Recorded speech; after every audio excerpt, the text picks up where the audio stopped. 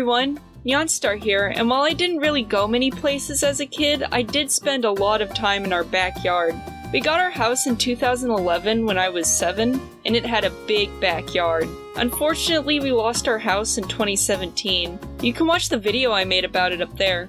The door to our backyard was opposite the toilet in my parents' bathroom, where there was a concrete floored area parallel to the house, with an openable gate on one side. In the actual backyard, there was an area with tile panels and a tree, and beyond that was grass and a patch of cacti. My dad actually planted all that grass and placed the tiles there in the first year we lived there. Beyond the grass was a garage, with dirt in this stone circle next to it, and an area behind it. The garage area was separated from the grass by bricks. The other side of the house also had a brick fence that extended around the backyard, and there was at least one tree I remember in the alleyway. I loved spending time outside in the backyard. It was the only time I could really spend outside other than school, especially during the summer. I got sunburned so often. My sister would fill sandwich bags and buckets with water, and she'd pour it over us when it got too hot out. And I remember my dad bringing out the grill and making the best chicken legs, even though he hated grilling. It was better than the leaves I ate. Despite how much I loved going out, my parents weren't comfortable with me going back there when they weren't home. We did live in a crappy neighborhood, and the brick fence was easy to hop over. They bought these door latches to keep me from going to their room when I had nightmares, and one time they put one on the back door right before they went out. My sister was watching me, and I was begging her to just let me pop outside real quick to grab a Disney chair I left outside, but she kept saying no. So I grabbed onto the door handle and started pulling and pushing until the latch gave way. The chair was like right beside the door, so I grabbed it and got in trouble later for breaking the rules. That wasn't the only time we had to keep that door closed. When we had our cat Boo, we really had to lock the house down to keep him from running out of the house.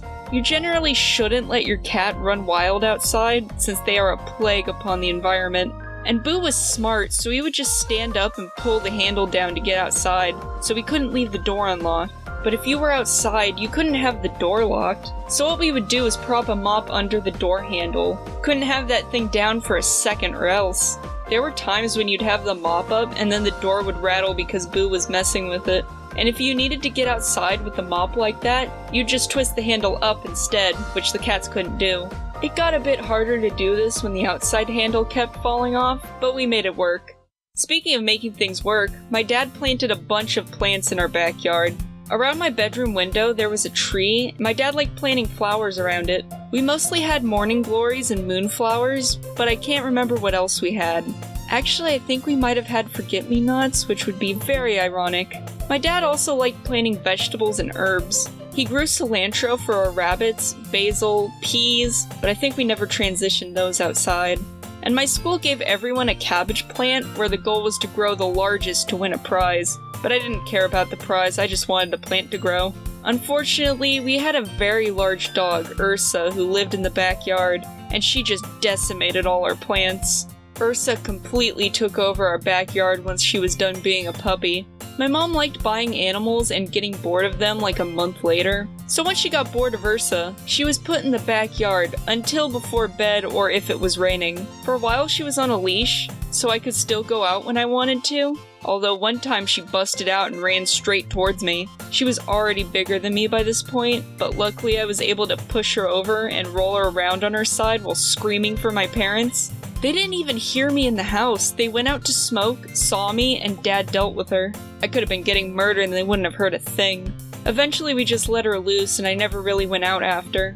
Nowadays I don't really go out much. If you want to know why, you can watch the video about me getting hit by a car. But I was very thankful I got to go outside as a kid. I've run out of steam. So thank you for watching and I'll see you next time. Bye!